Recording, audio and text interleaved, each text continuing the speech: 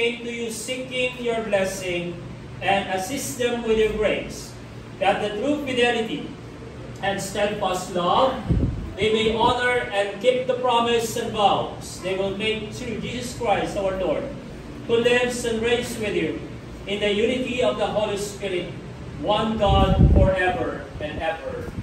Amen. Please be seated.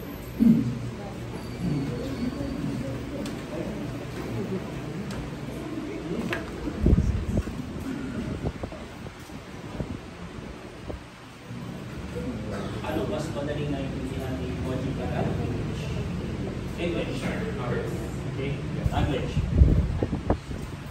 First of all, I would like to congratulate you, Koji, and Cyrene, in this blessed day that the Lord has given for you. Let us give Koji and Cyrene a round of applause. Palakpakan po natin.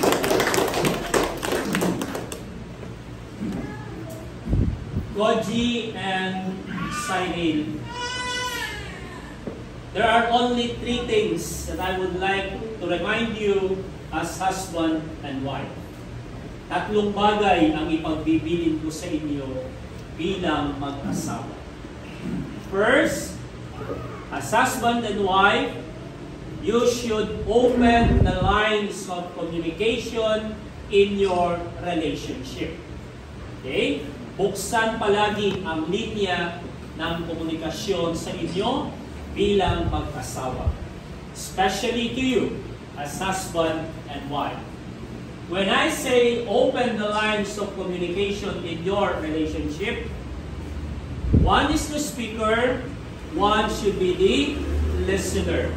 Pag sinabi kong buksan ang linya ng komunikasyon, ang isa'y nagsasalita, ang isa naman ay nakikinig.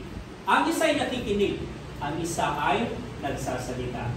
That is the proper way of communication between the husband and wife. And remember, the husband and wife, problems always starts with the smallest thing that happens in their relationship. Ang problema minsan ng mag-asawa, palaging magsisimula sa isang hindi pagkakaintindihan. Misunderstanding is always a problem of the husband and the wife. This is usually the problem of the couple. When they don't